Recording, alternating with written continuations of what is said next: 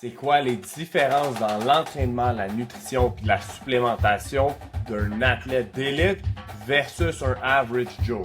Aujourd'hui, on va te parler de tout ça. On va t'expliquer pourquoi un joueur de foot ne devrait pas manger comme un influenceur, comme un fitfluencer. Puis on va aussi t'expliquer quels suppléments sont les meilleurs, lesquels on recommande le plus, puis lesquels sont overrated. On va conclure en parlant de la méthode MVP, qu'est-ce qu'on fait différent, puis qu'est-ce que tu peux appliquer pour avoir les meilleurs résultats possibles. Alright, Raph, on va commencer aujourd'hui en parlant que le fait, ceux qui ne le savent pas, en fait, tu as travaillé avant de travailler avec MVP pendant quasiment 3 ans dans une autre entreprise de coaching. Fait que ce qui était cool, c'est quand tu as commencé à travailler avec nous, ben, tu avais déjà une grosse expérience de coaching. Je veux dire, ça faisait aussi longtemps que moi que tu coachais. C'était pas la même clientèle, mais des plans d'entraînement, des plans de nutrition, des recommandations de suppléments, c'est toutes des choses que tu avais fait.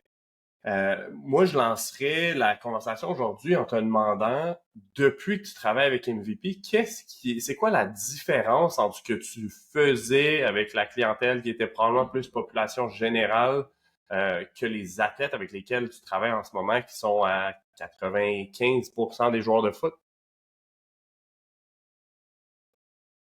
All right.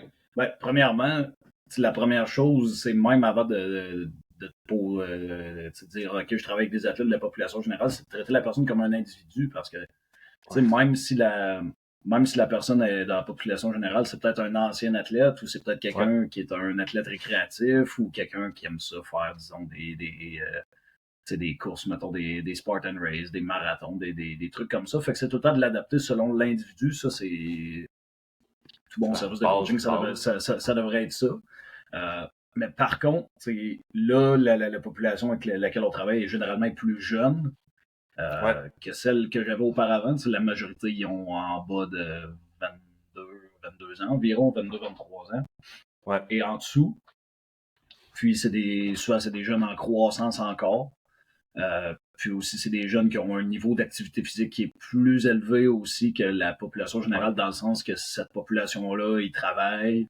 Souvent, c'est des jobs un petit peu plus sédentaires, donc ils sont assis des fois 7, 8, 9 heures par jour, donc moins de Ouais. déplacements, tandis que quand tu travailles avec des jeunes qui sont des fois dans des sports-études ou qui pratiquent un sport de haut niveau, ben, ils ont beaucoup plus d'activité physique, ils sont plus jeunes, ils s'entraînent, ils ont des cours d'éducation physique, fait qu'ils ont beaucoup de dépenses énergétiques. Donc, la première chose, je te dirais, c'est la quantité de nourriture en général avec les gars qui ont travaillé beaucoup plus élevée que la population générale. Mhm. Parce que aussi, oui, on travaille avec des gars qui veulent améliorer leur composition corporelle, perdre du gras, ces choses-là. Mais en général, on vise plus la performance d'un point de vue physique. Donc, ce qu'on veut à ce moment-là, c'est plus d'avoir un minimum d'un maintien au niveau des calories ou un surplus idéalement aussi, surtout en saison. Ouais. Donc, je te dirais que c'est souvent ça au niveau de la principale différence. Puis l'autre chose, c'est au niveau de la quantité de protéines aussi.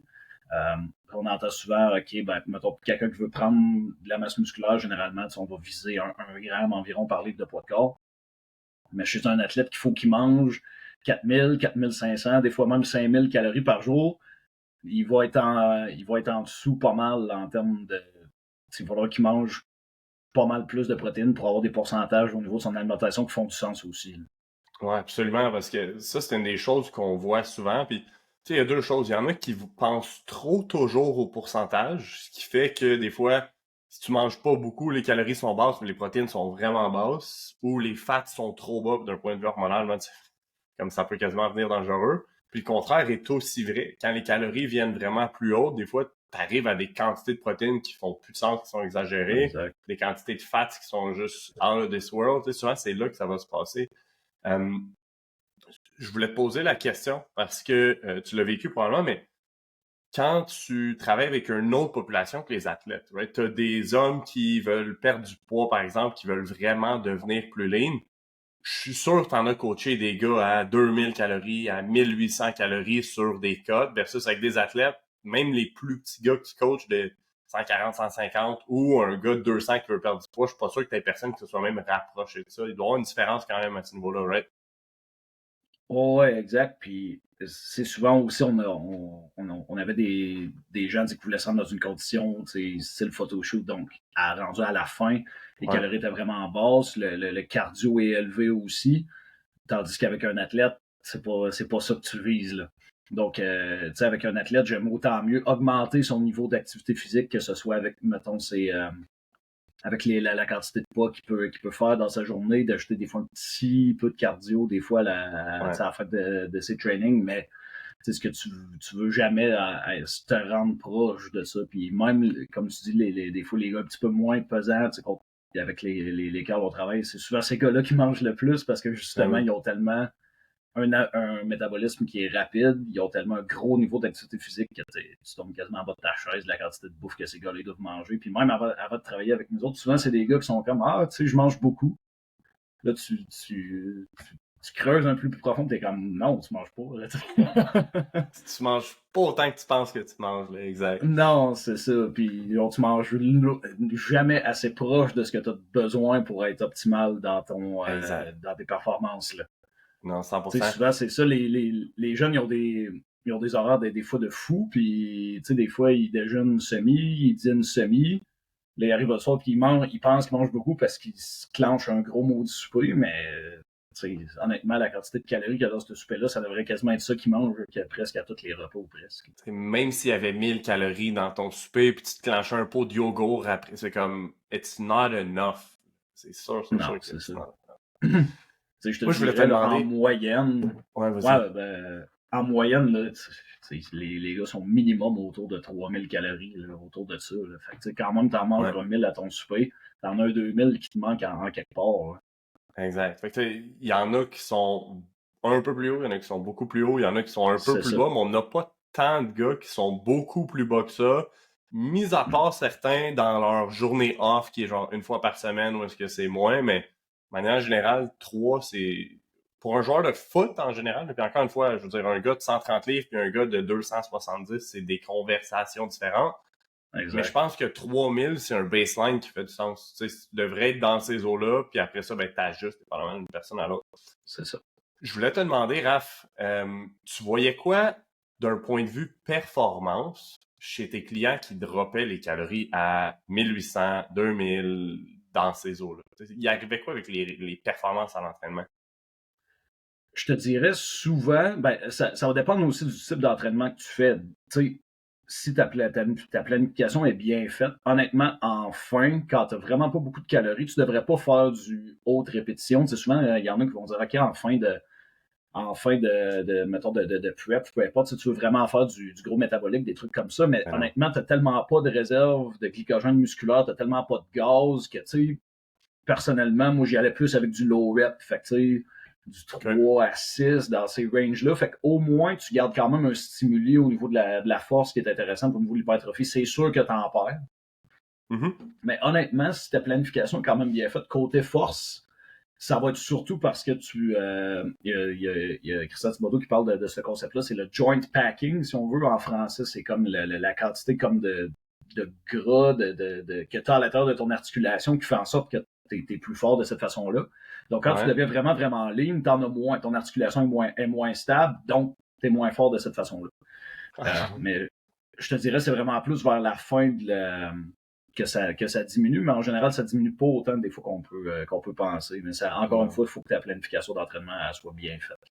C'est pour ça que j'étais fort l'hiver passé, puis je deadliftais des charges qui faisaient pas de sens, parce que j'avais les joints bien pactés. Exact. C'est pour ça que souvent, mettons, en powerlifting, c'est ça qu'ils vont faire. Ils vont vraiment s'assurer d'être là. Mettons, tu es dans une classe de poids, mettons, tu es dans les, je me souviens plus des classes, mais mettons, tu es dans les 100 kilos.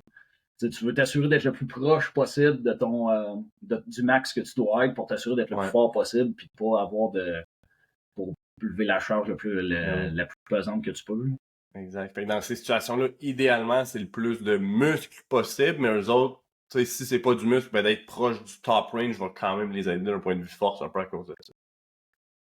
Exact. C'est pour ça souvent qu'on va dire weight moves weight, le plus que t'es pesant, si on veut, le plus que tes leviers puis tes articulations vont être bonnes pour lever des grosses charges. Ouais, 100%. Si on poursuit en ce moment, parce que ceux qui le savent pas, tu fais aussi, tu coaches de la nutrition avec nous, mais tu fais de la préparation physique, tu coaches du foot. Tu jouais au foot aussi. T'avais pas le même size que tu as en ce moment, mais j'aimerais ça que tu nous parles. Est-ce que tu t'entraînes en ce moment comme quand tu jouais au foot? Qu'est-ce qui est différent d'un point de vue entraînement euh, short and sweet, si on veut? Ouais, tu sais, ce qui est différent d'un entraînement d'un point de vue d'un athlète, ça reste un individu, mais quand je traînais pour le foot, c'était plus des mouvements que je voulais entraîner, d'être plus fort sur mettons, mon squat, être plus fort sur mon bench, Ouais. mon haltérophilie, je faisais plus de sauts, plus de trucs dans ces genres-là, tandis que là, je suis plus un athlète nécessairement, donc je me concentre moins sur des mouvements en tant que tel, Pas vrai, puis, ça. puis c'est plus Aussi. sur du de choisir plus certaines. C'est en hypertrophie que je m'entraîne un petit peu plus maintenant. Ouais. Pour sauver mes articulations, parce que des fois, quand tu fais des grosses charges, du 2-3 RM avec des barres, ça peut devenir tough sur les articulations. Tandis que quand on y va un petit peu plus avec des répétitions un petit peu plus élevées sur des machines, des fois, ça, Ouais. ça sauve quelques douleurs. Je suis pas d'accord quand tu dis que t'es plus un athlète. Moi, honnêtement, là, la façon, parce que là, tu fais pas du sport compétitif, mais à mon avis, à Non, c'est ça. moi, aussi longtemps que tu as un corps puis que tu bouges, t'es un athlète. Après ça, à quelle échelle, à quel niveau, puis qu'est-ce que t'en fais, es-tu un corps? Mais je pense sincèrement comme ça fait 5 ans que je joue plus au foot, ça fait 5 ans que je suis encore un athlète. C'est juste que je suis un athlète qui est absolument différent de quand je joue au foot. Ma vision. Ah non, c'est Euh, tout à fait correct, tu as tout à fait raison aussi de ce point-là, mais exact, ça dépend je suis ouais. plus un athlète, mettons, de niveau compétitif, si on veut. Ouais. Puis après ça, par rapport à ta nutrition, qu'est-ce qui a changé depuis le temps que tu jouais versus maintenant? Quand je jouais, comme tu disais, j'avais pas nécessairement la même shape que j'ai actuellement. Pour les gens qui Ouais. savent pas, j'étais à ma dernière année au cégep, j'étais joueur de ligne offensive, je pesais environ 250 livres.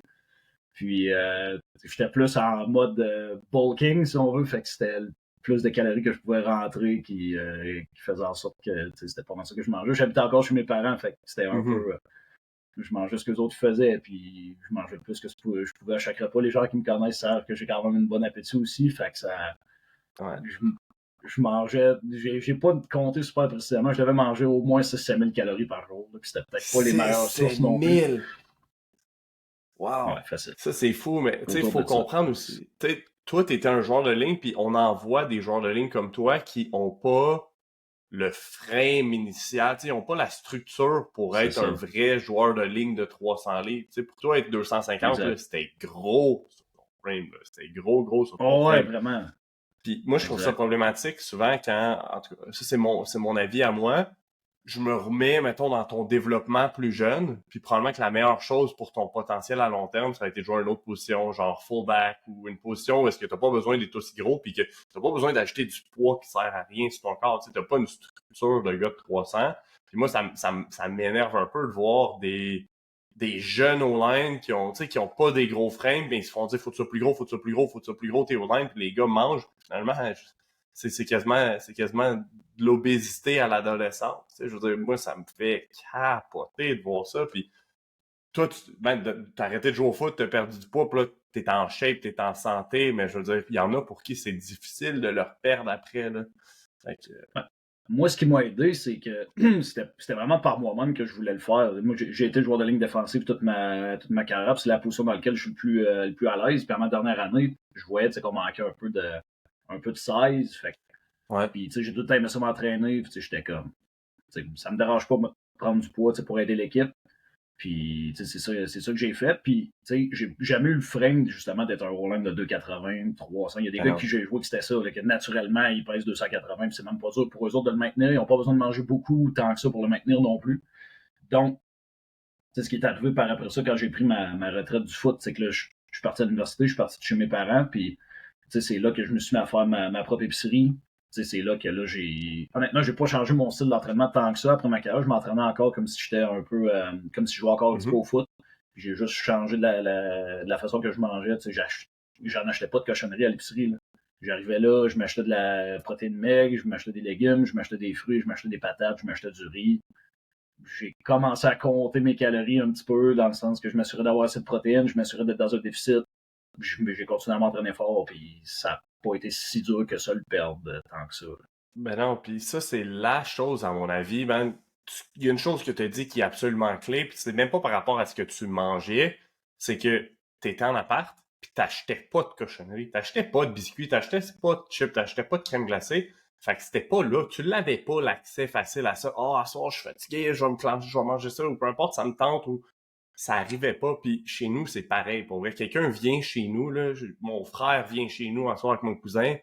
J'espère qu'ils n'ont pas envie de fouiller dans les armoires pour snacker parce qu'ils vont trouver ça plate, là, des galettes de riz puis du beurre de noix. C'est pas mal du chocolat noir 90%. C'est l'affaire la plus haute qu'ils vont trouver. Je veux dire, ça fait que tu snackes pas, ça arrive pas. Puis c'est la règle numéro 1 de John Berardi, right? Yeah. Je me souviens plus exactement c'est quoi, là, je veux pas le butcher, mais c'est quelque chose comme if it's in the house, either you or someone you love will end up eating it. C'est comme C'est ça. oh mais moi je Exact. l'ai pas chez nous. Fait que ni moi ni ma blonde vont le manger. Puis ben, à ce moment-là, c'est facile de faire une bonne décision. J'ai faim, là, j'ai envie de manger autre chose. Là. Ben, je vais me trouver un fruit, je vais me trouver une galette de riz, je vais. Tu sais, c'est comme ça ressemble à ça pour vrai. Là. Exact. Parce que je pense que fondamentalement, l'être humain est lâche.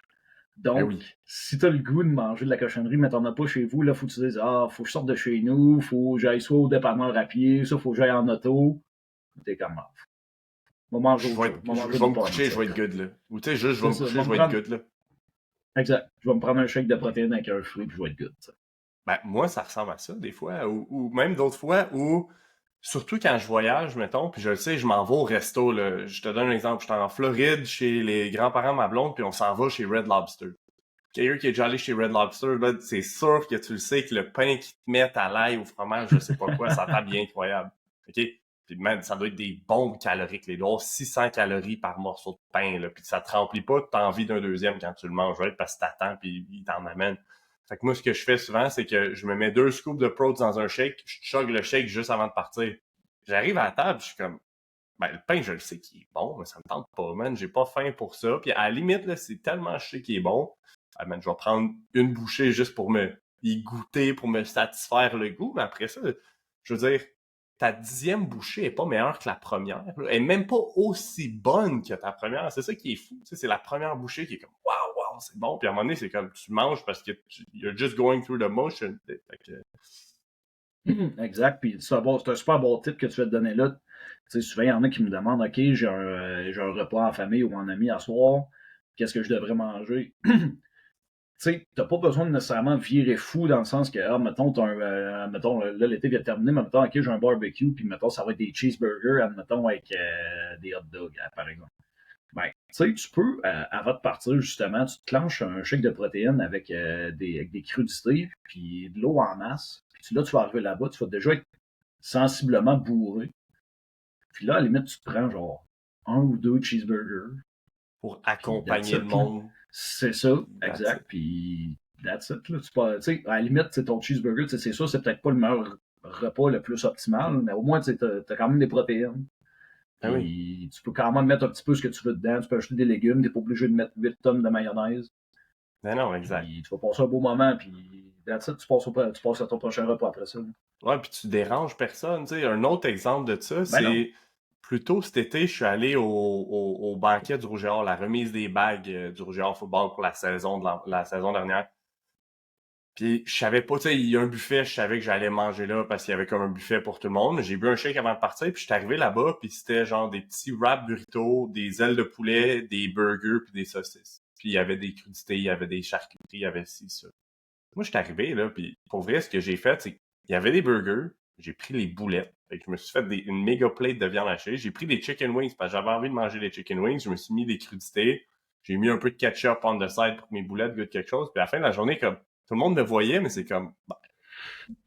depuis qu'on le connaît, il fait des affaires de même. Là. C'est pas un big deal. Là. C'est genre, c'est juste normal que Marc il mange de même. Puis c'est comme quelqu'un fait une joke. C'est quoi? Je m'en fous, tu fais une joke. Moi, c'est de même je mange. C'est de même je suis en shape. C'est de même je me sens bien. C'est des petites choses que t'as pas besoin de faire à toutes les fois. Mais si ça, c'est ton lifestyle, puis si ça qui tu es, ben man, tu vas avoir des abdos toute ta vie, tu vas être en shape toute ta vie, tu vas te sentir bien toute ta vie, tu vas être en santé toute ta vie. Réellement, là, c'est juste de développer ces habitudes. Anyways, exact. On a vraiment comme pris une tangente, là. Fait que, je voulais qu'on revienne sur le sujet de comme tout ce qu'on voit sur les réseaux sociaux, ce que moi j'appelle les fitfluencers là, puis ou les bodybuilders du internet, tu sais, les gars qui feront jamais une compé de bodybuilding de leur vie, mais qui sont des bodybuilders sur Instagram ou sur TikTok, peu importe. Il y en a beaucoup de ça, puis c'est correct, man. Tu sais, c'est ce que t'aimes faire, c'est ce que t'aimes faire. Mais des fois, les conseils qu'on va voir d'un point de vue nutritionnel ou supplémentaire de ces personnes-là, puis je veux pas dire tous parce que je les ai pas tous vus, man. Je ne, tu sais, je veux dire, j'ai pas vu personne sur TikTok, j'y vais pas sur TikTok. Mais pourquoi, à ton avis, un joueur de foot devrait pas manger nécessairement comme ce qu'on voit? Tu sais, exemple, hey, un burrito de 1000 calories, hey, un truc de X nombre de protéines. Puis tu sais, le focus est tout le temps soit high calorie, soit low calorie ou high protein. Tu sais, c'est pas mal toujours ça. Mais pourquoi un joueur de foot devrait pas manger ou suivre ces recommandations-là la majorité du temps? Ouais. Il faut savoir, tu sais, oui, ton corps a besoin de protéines, il a besoin de calories, mais surtout quand tu es un athlète qui se dépense beaucoup, il a aussi besoin de pas mal de vitamines et de minéraux aussi. Puis souvent, il est là un petit peu le problème avec ces. Puis tu sais, je dis pas de. Admettons là, que tu veux vraiment manger un burrito comme on en parlait. Tu sais, à la limite, t'es mieux de te faire un high protein burrito que genre tes macros vont quand même être sensiblement avoir du sens, soit quand même une bonne quantité de protéines, puis tu te sentiras pas trop mal après avoir mangé ça. C'est mieux ça que des fois d'aller clencher une affaire qui n'a pas d'allure. Mais oui. Mais la majorité du temps, c'est de favoriser vraiment des aliments le moins transformés possible, puis de vraiment de manger l'arc-en-ciel, si on veut. Là, je parle pas des Skittles, là. Je parle vraiment de manger des fruits, des légumes varier tes protéines aussi. Parce que c'est là que tu vas aller chercher une grosse quantité de vitamines et de minéraux parce que ton corps, quand tu es un athlète, il en a besoin parce que tu en dépenses beaucoup. Puis il en a besoin pour un paquet de procédés puis pour vraiment t'assurer que la nourriture que tu manges va être utilisée de la bonne façon pour créer de l'énergie.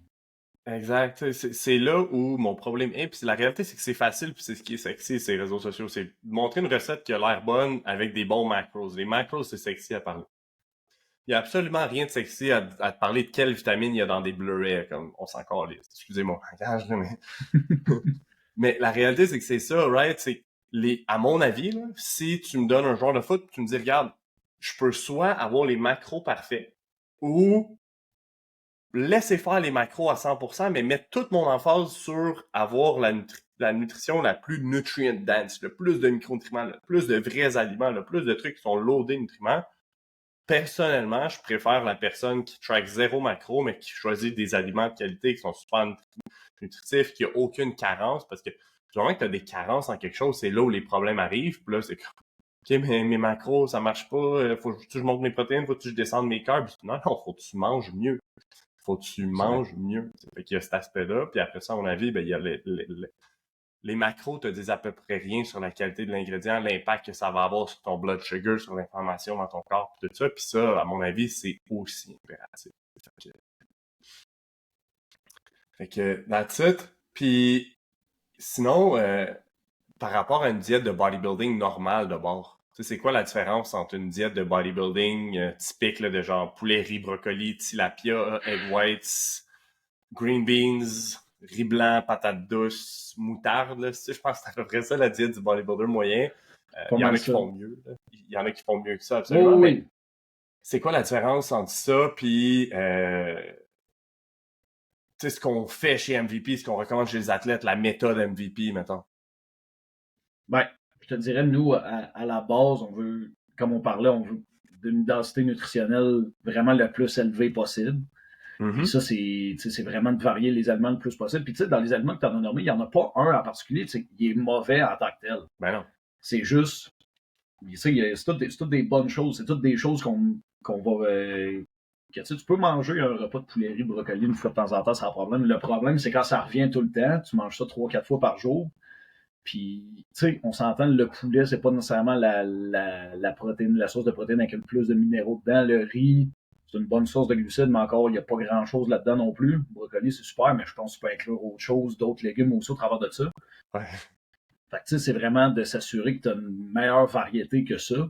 Puis souvent, les bodybuilders, ils sont surprises, ils prennent des stéroïdes. Donc, ils n'ont pas besoin du support hormonal provenant des lipides. On en connaît tous des bodybuilders, des fois, qui vont manger 20-30 grammes de lipides par jour, puis sont corrects, parce qu'ils n'ont pas besoin de stresser à propos d'une baisse de testostérone, ils s'en injectent.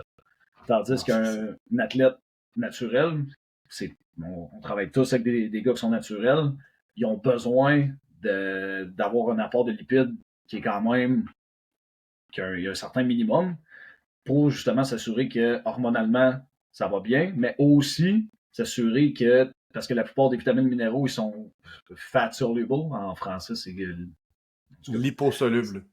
Ils s'absorbent, liposoluble, merci, ils s'absorbent avec des lipides. Fait que, si tu manges un repas très haut en protéines, très haut en carbs, avec quand même une bonne quantité de vitamines minéraux, mais tu n'as pas de gras tes vitamines ne seront pas nécessairement absorbées non plus. Exact. Fait que, on va vraiment viser un équilibre. Puis aussi par rapport à tout ce qui est santé au niveau sanguin, au niveau du bon cholestérol, au niveau de la santé des cellules aussi, on sait que les cellules, il y a comme l'extérieur, c'est une structure de lipides aussi. Donc, quand tu inclus des bonnes sources de lipides, des avocats, d'huile d'olive, des noix, ben c'est là que tu commences à avoir un plus beau profil sanguin qui a du sens.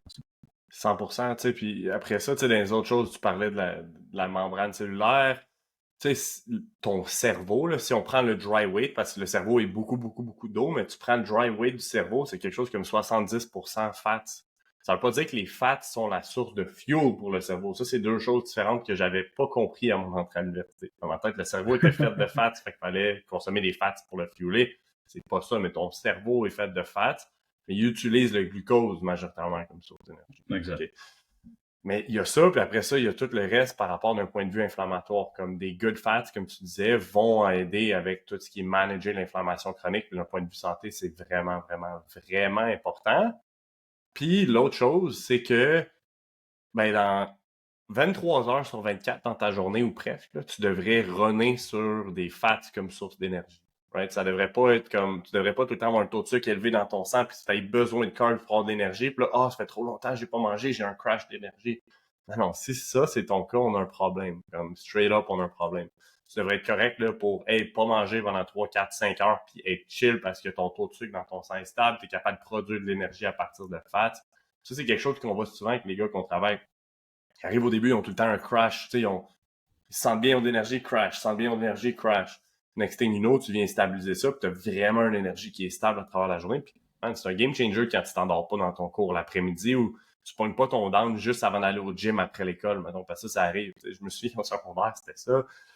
Je finissais l'école à 4, puis à 3h30, il y avait moi et un de mes chums, on avait nos petits verres en plastique Popeye, c'était même pas des shakers, puis on se clenchait un pre-workout dans le cours avant d'aller au gym parce qu'on était défoncés de la journée. C'était la pire affaire qu'on pouvait faire, mais tu sais, we didn't know any better. Exact. Puis, tu sais, petite parenthèse par rapport à ça, si tu as besoin d'un pré-workout pour t'entraîner, tu peux pas avoir une déficience de pré-workout. Ben non. Puis, t'as pas une déficience, tu manques pas d'énergie parce que t'as une déficience en caféine. T'as une déficience en sommeil. Ouais, 100%. Fait tu sais, je dis pas que le pré-workout, c'est mauvais au regard de ça. Je prioriserais vraiment pas ça. J'en ai jamais acheté de ma vie. Personnellement, j'en ai pas de besoin. J'aime mieux boire du café, tu sais. Mais même encore là, j'en bois pas l'après-midi. Mais, tu sais, t'as pas besoin de caféine ou de stimulant pour passer au travers de ta journée. Si oui, t'as d'autres problèmes à régler avant ça. 100%. 100%. Puis juste pour conclure sur la partie de qu'est-ce qui est différent d'une diète de bodybuilding normale versus ce que nous on fait, ce que nous on est porté à recommander, c'est toute la partie santé digestive qu'on entend presque pas parler. Tu sais, c'est parce qu'on les voit pas, le monde les voit pas parce que c'est pas ce monde-là que tu suis, mais tu as les experts du gut health qui sont genre vraiment bons, qui focusent vraiment là-dessus. Puis tu as tout le reste du monde qui savent même pas que it's a thing, ils savent même pas que ça existe. Je pense que nous, on arrive constitué au milieu où est-ce qu'on essaie de faire le bridge entre la santé, la performance, faire le mix de ces deux-là, c'est là où ça se passe parce que, on intègre des aliments fermentés, on s'assure d'avoir une quantité de fibres qui est adéquate et ainsi de suite pour promouvoir une santé digestive. Exact. Fait que, that's it. Tu sais, il y a beaucoup de choses qu'on ne sait pas sur la santé intestinale encore. Ouais. Mais je pense que les recommandations qu'on fait actuellement sont quand même assez basées sur ce qu'on sait, puis sur Pas mal les à gauche. expériences qu'aussi on a au travers de ça. Ouais. Puis, ça devrait pas être si compliqué tant que ça, s'occuper de sa digestion. Selon moi, c'est d'inclure une variété d'aliments.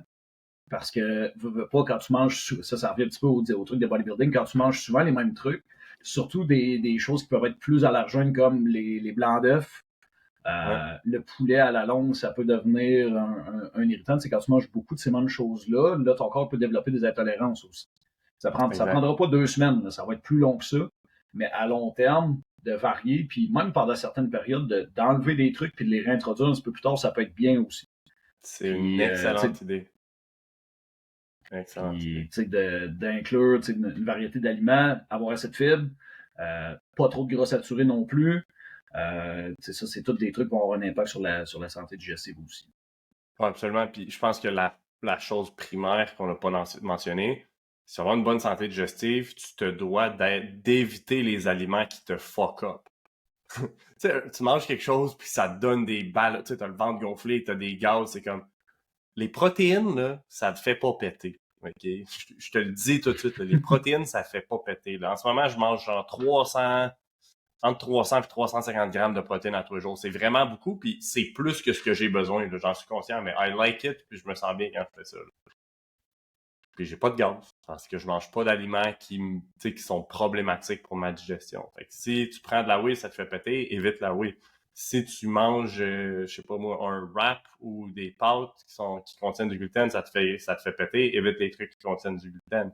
Si tu sais, peu importe, tu manges des œufs, puis ça te donne des ballonnements, puis tu te digères pas bien, mais évite les œufs. Les œufs sont excellents, mais c'est peut-être pas pour toi. Le meilleur Exact. exemple, c'est quand j'ai fait un Elimination Diet. Man, la première chose qui m'a vraiment fait réagir, c'était les brocolis. Moi, j'étais sûr, j'étais chill, là. Je disais, des brocolis, c'est bon pour toi, des brocolis, right? Moi, j'en mangeais, man, ça allait pas, là. Genre, ça allait vraiment pas quand j'ai fait mon elimination diet. Puis, je les ai évités pendant un certain temps. Puis maintenant, ben, je suis correct. C'est juste que je m'assure de plus en manger autant que j'en mangeais avant, aussi fréquemment. Ça va, j'en mangeais à tous les jours.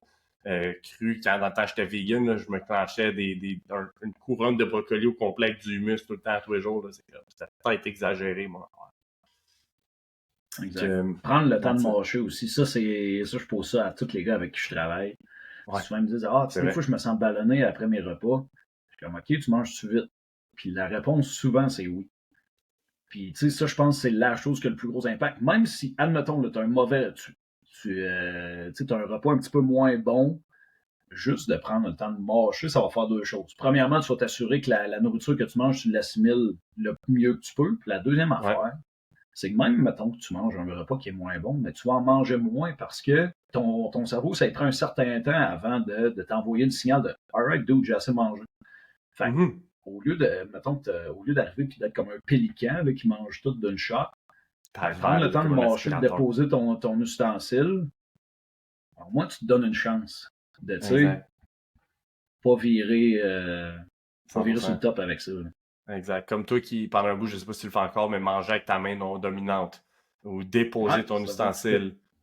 Il y en a qui demandent Exact. combien de fois manger. Tu sais, combien de fois manger, honnêtement, ça dépend. Là. Je veux dire, tu manges un piece de steak, ben, il faut que tu le manges plus que si tu prends une bouchée de gruau. Là. Je veux dire, je peux pas te dire, hey, faut que tu manges chaque bouchée 30 fois. Ça fait pas de sens, mais Non, c'est ça. techniquement, tu devrais manger tout ce que tu manges, que ce que ça soit dans un semi-liquid state. Tu sais, tu devrais quasiment être capable de boire puis d'avaler comme si tu buvais quelque chose, la bouffe que tu manges.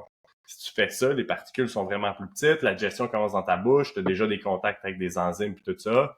Puis tu vas vraiment mieux digérer, mieux assimiler tout ce que tu as moins de risque de carence, tu as moins de risque de développer des intolérances, comme tu disais plus tôt. Comme c'est vraiment qui. Tu manges-tu vite? Exact. Qu'est-ce que tu fais pendant que tu manges? T'sais, un paquet d'affaires comme ça. Je mange tout le temps Exact. dans le char ou debout sur le coin du comptoir à la job parce que je suis pressé. C'est pas moyen que tu prennes 15 minutes, là, ou peu importe. Anyways. Good stuff. Yep. Question pour toi. Pourquoi, qu'est-ce qui arrive, mettons, pourquoi, à ton avis, un joueur de foot peut bénéficier de se faire coacher en nutrition s'il y a zéro objectif de composition corporelle? Parce que souvent, on pense nutrition, on pense prise de masse ou perte de poids. Mais il y en a beaucoup qui c'est pas ça dans le monde du foot. Leur size est bon, leur composition corporelle est bonne, mais comme, pourquoi tu te ferais coacher ou c'est quoi ou même pas te faire coacher, mais c'est quoi les bienfaits de dire, regarde, je vais level up ma nutrition quand même? Je pense à quand je jouais au cégep, moi, il y avait le gars le plus lean, le plus en shape que j'ai vu de ma vie. Là. Comme il aurait pu, en dans d'une semaine, être sur un stage de bodybuilding, il mangeait tellement mal. Tu sais, des gars comme ça, pourquoi ça bénéficierait d'améliorer sa nutrition, de se faire coacher ou d'améliorer par soi-même? Ouais, je pense que ça l'a, tu sais, j'en coach des gars qui, même avant de travailler avec eux autres, qui étaient en super shape côté composition corporelle, puis, tu sais, eux, de leur but, c'est genre, hey, je veux performer à mon max sur le terrain. Puis, tu sais, je veux m'assurer que je manque de rien, que leur santé est bonne, parce qu'il y en a que, tu sais, que je travaille, ils ressemblent sensiblement à ce qu'ils ressemblaient au début, mais côté performance, c'est pas la même chose. Tu sais, un joueur de foot, surtout un gars qui est lean, il y a tellement de choses qu'on peut faire qui peuvent rendre ta performance tellement meilleure, dans le sens qu'on peut vraiment te fueler pas mal plus que tu penses pour que tu arrives encore à la fin de la saison puis tu sois encore à ton max. Là. Parce que il y en a qui sont je veux vraiment être en shape pour ma saison. Fait que là, ils arrivent 1er septembre, ils sont en super shape, tout va bien. Puis là, plus la saison avance, plus leur performance se détériore. Parce que là, ils sont dans le rush de la saison, je prends pas le temps de bien manger, nanana. Puis là, ils arrivent à la fin de la saison, puis là, ils performent moins bien, puis ils arrivent à la saison, ils sont scrap. Ils reviennent dans le gym 2-3 semaines après la saison, ils sont comme tabarouette, me semble, j'en ai perdu. Mais Les juste le fait lourds. que pendant. C'est ça, puis là, tu arrives après ta saison, puis là, tu t'es bien nourri, première chose, si tu joues tout le temps au foot, c'est sûr que tu as des bobos. Je peux quasiment le garantir, c'est peut-être pas des grosses blessures, mais c'est sûr que tu as des bobos en quelque part.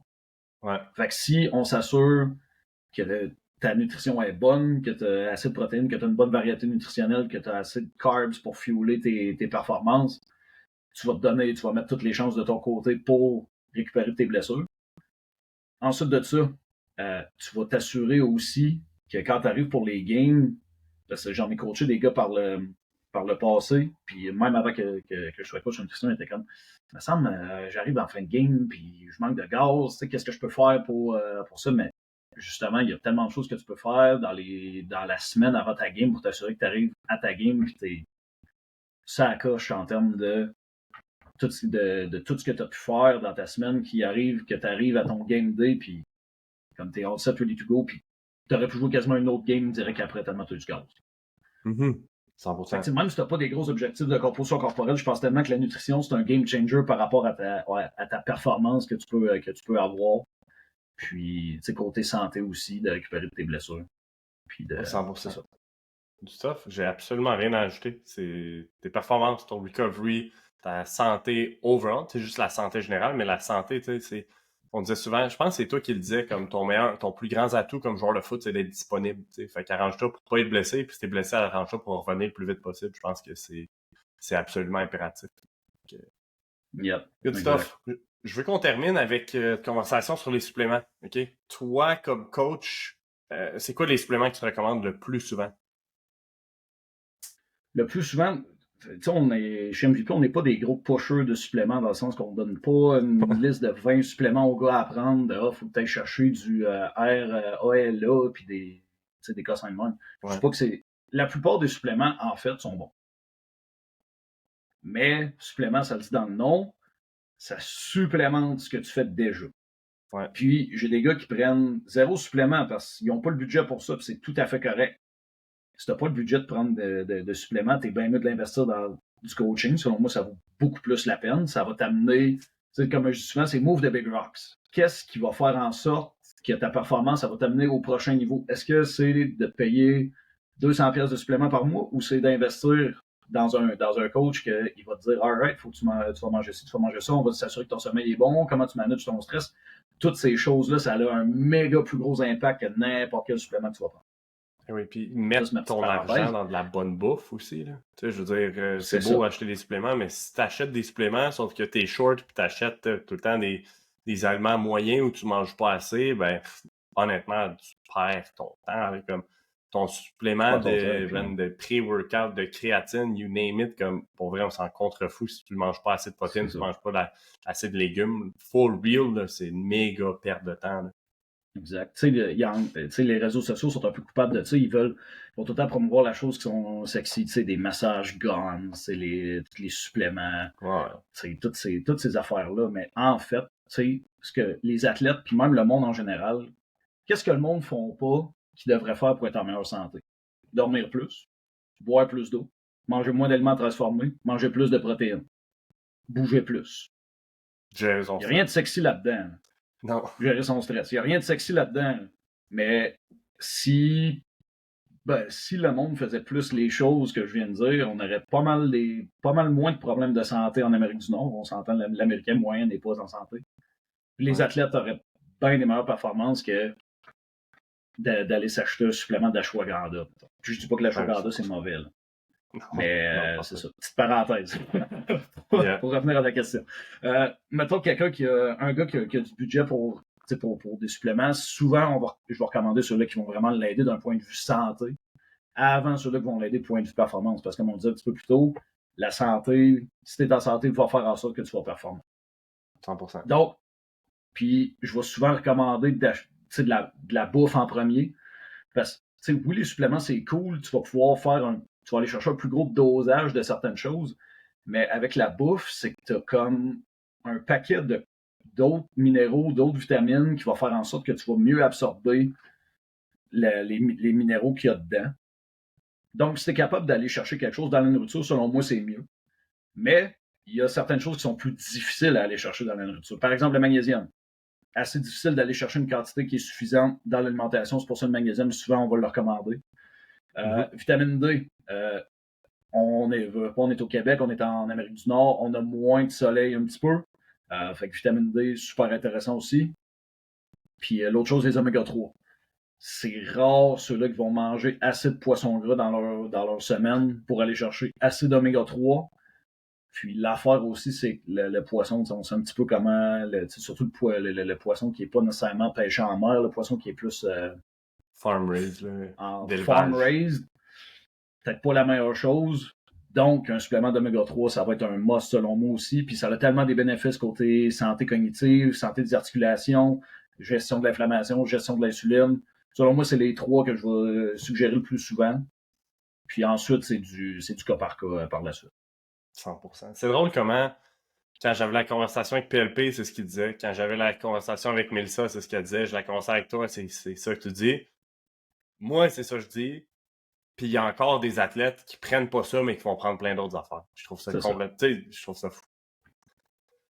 Puis sinon, après ça, ce serait quoi les suppléments les plus overrated, à ton avis, pour les athlètes? Tu sais, des trucs que tu entends parler de, tu reçois des questions, tu vois un hype autour d'eux. L'ashwagandha, pendant un certain temps, je pense que ça a été sur TikTok, mais j'ai pas vu trop passer ça. L'ashwagandha, pendant un certain moment, ça a été vraiment hot. Encore là, je dis pas que l'ashwagandha, c'est pas efficace. Les études scientifiques semblent dire que ça a quand même une certaine efficacité. Mais tu sais, l'ashwagandha, en fait, c'est quoi? Tu sais, c'est un... j'ai oublié le terme, là. C'est un adaptogène. Un adaptogène, merci. Que ça va t'aider à gérer ton stress. Mais, si tu passes 6-7 heures de ta journée sur ton sel, tu es sur ton sel avant d'aller te coucher, tu passes ta soirée à scroller sur TikTok, tu prends pas le temps de relaxer, ton ashwagandha va faire absolument rien. Exact. Puis, tu sais, selon moi, les interventions côté mode de vie ont tellement un plus gros impact que n'importe quel supplément. Fait que, tu sais, commence par être un petit peu moins sur ton écran, d'aller marcher dehors. Ça va être probablement le plus gros manager au niveau de ton stress. L'activité physique, c'est probablement la chose qui a le plus gros impact au niveau de manager ton stress. Ouais. Tu sais, d'aller dehors, 10 minutes, puis juste de prendre le temps de respirer. Viens pas me dire que t'es pas moins stressé après. Impossible. Non, sûr. Puis, ou d'aller au gym, peu importe, juste de faire de l'activité physique en général, ça va tellement aider niveau gestion de stress. Puis, tu sais, d'apprendre à décrocher, de trouver des activités que t'aimes, de passer du temps avec avec les gens que t'aimes aussi, ça a 1000 fois un plus gros impact que de prendre l'ashwagandha, selon moi. Fait que, il y a celui-là, fait que tout ce qui est adaptogène. Ensuite, pré-workout, on en a parlé un petit peu, j'en connais beaucoup qui prennent ça. Puis, tu sais, comme je disais, t'as pas une déficience en caféine, puis t'as pas une déficience en citrulline. Non. Puis, tu sais, t'as pas besoin d'un pré-workout. Souvent, c'est que c'est le fun. Souvent, c'est que c'est le fun. C'est ça. Nick Bear, ce qu'il dit, il dit chaque pré-workout sont différents. Il dit chaque pré-workout est comme une expérience en soi. Fait que oui, tu sais, oui, c'est le fun, là. Mais man, c'est pas ça qui va t'aider. Fait que si t'as un budget limité, là, go ahead, comme take it. Là, mais les odds, c'est qu'on n'ait pas tous un budget limité. Puis après, c'est de choisir des formules qui qui sont censés, right? Il y en a, là, honnêtement, j'en ai regardé justement ce matin, je regardais 3 formules différentes parce que mon cousin veut que j'y en commande un. Okay. Puis il en veut un, je vais y commander, c'est ses affaires. Je m'en fous, il le veut. Je regarde les formules, là, puis c'est une compagnie, je nommerai pas, c'est une compagnie hyper populaire au Canada. Hyper populaire au Canada. Tu regardes la formule, puis dans sa formule de pré-workout, il y a de la B6 en forme d'acide folique. C'est comme, t'es-tu fucking sérieux que tu mets ça dans ton produit? Tu sais, pas vrai, là, à quel point t'es cheap. Mais c'est parce que tu veux le vendre moins cher que le pot à côté de sa tablette, tu sais. Fait qu'il faut faire attention à ça aussi. T'sais, souvent, si on va recommander des pré-workouts, nous autres, les fois qu'on en recommande, là, c'est avant des games de foot. Puis ceux qu'on va recommander, c'est des pré-workouts qui ont même pas de caféine puis pas de stimulant dedans. C'est genre NeuroBrain Factor, NeuroPrime, les affaires dans ce genre-là, où est-ce qu'ils vont juste être des stimulants, quote-unquote, parce que c'est pas un réel stimulant, mais pour tes neurotransmetteurs d'acétylcholine, de dopamine et ainsi de suite. Exact. Encore là, la caféine, ça peut être super intéressant. Et oui. Il y a des bénéfices vraiment intéressants à prendre la caféine. T'sais, ça va ralentir la fatigue musculaire, ça va augmenter ton niveau d'éveil, ça va augmenter ton afflux nerveux, tu vas être plus actif en général. Mais encore là, ça va du cas par cas. T'sais, un gars, en général, il est super chill, puis qu'avant ses games, il est pas trop stressé, puis que justement, il a besoin d'un petit kick pour sortir vraiment in the zone, ben vas-y avec la caféine. 100%. Je dis pas que si t'en as jamais pris, de commencer avec un 600 mg, là, tu vas capoter bien raide. Puis commence pas avant le game. Puis... Non, c'est ça. C'est là une pratique. Puis ça, c'est bon pour tout. Tu sais, il y en a des fois qui ils pensent que game day, genre, c'est une journée vraiment spéciale, que là, faut que tu fasses un sacrifice au dieu du football. Tu sais, pour... Il y a de quoi de magique qui va se passer. T'sais. En fait, game day, ça devrait être la journée la moins spéciale. Ça devrait être la journée que tu es le plus dans ta routine, que, OK, je mange ça, telle heure, tout ça, c'est seté au corps de tour. Là. Fait que ça, des choses à essayer, c'est avant ta game. Exact. Fait que c'est ça. Mais oui, la caféine, ça peut être super intéressant. Exact. Mais il faut que ça soit recommandé. Si t'es quelqu'un de méga stressé avant une game, prends pas de caféine. Ça va juste empirer toute la patente. Ça. Exact. Fait que, si t'es méga stressé, je te dirais, hey, prends-toi une petite collation de carbs avant ta game, que tu digères bien. Déjà là, si t'es méga stressé, sûrement que ta digestion n'est pas on point. Puis t'as pas faim, t'as envie de vomir avant la game. T'sais. T'as pas faim, vas-y avec de quoi de léger. Les glucides, ça va t'aider justement à calmer les nerfs un petit peu. Tu vas être un petit peu plus in the zone. Mais c'est ça devient du cas par cas à ce moment-là. Puis, souvent, si mettons, t'es suivi par un bon préparateur physique, que ce soit à ton école ou en tout cas, peu importe c'est qui, il y a certains pré-workouts que ça n'aura pas un gros impact. Si tu prends un pré-workout mais qui a un gros dosage au niveau des de tout ce qui va être j'oublie le nom, mais tout ce qui va être vasodilatateurs, ce qui est citrulline, glycérol, arginine, agmatine. Toutes ces choses-là. Mais tu sais, ton training, c'est 3 reps au squat avec des sauts verticales puis des lancers de netball.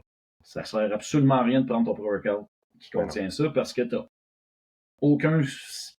rien de besoin qui va nécessiter une grosse vasodilatation. Si t'es plus dans une phase d'hypertrophie, que c'est plus des hautes répétitions, que tu veux ralentir un petit peu la fatigue musculaire, le lactate, tout ça, là, ça peut être intéressant.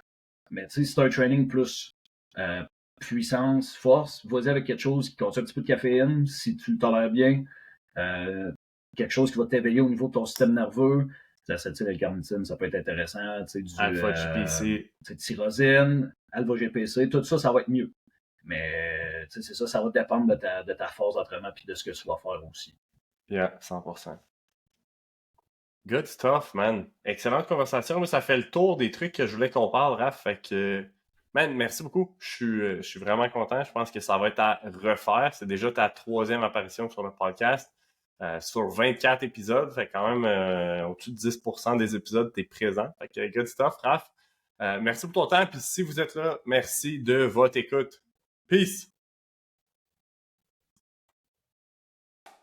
Alright, so that's a wrap. On a fait le tour de tout ce qui entoure l'entraînement, la nutrition, puis les suppléments pour les average Joe, pour les personnes qui ne participent plus au sport compétitif, mais aussi aux athlètes comme toi. Si jamais tu en as retiré quelque chose, assure-toi de nous follow sur Spotify, Apple Music, peu importe. Si tu veux nous trouver, tu peux aller sur Instagram @_MVP Nutrition, puis tu peux trouver Raph à Raphaël Buste. Au plaisir, puis tune in la semaine prochaine.